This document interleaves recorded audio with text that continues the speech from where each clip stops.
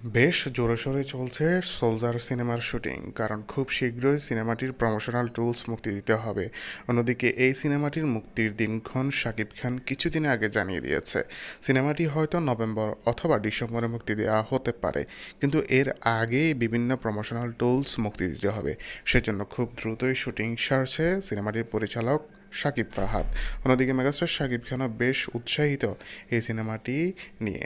এই সিনেমাটিতে শাকিব খানকে একজন অবসরপ্রাপ্ত সোলজার হিসেবে দেখা যাবে। শাকিব খানের ক্যারিয়ারে অন্যতম একটি চ্যালেঞ্জিং সিনেমা হতে চলেছে এই সিনেমাটি।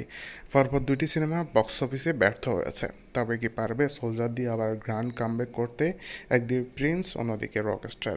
দুইটি সিনেমা ভালো হয়েছে মোটামুটি, তবে কানেক্ট হয়নি দর্শকের সঙ্গে। প্রিন্স থেকে বেটার হয়েছে রকস্টার, তবে বাংলাদেশের অডিয়েন্সের জন্য সিনেমাটি ঠিক হয়নি। তো বন্ধুরা, ভিডিওটি আপনাদের মতামত জানান আমার ভিডিওর কমেন্ট বক্সে।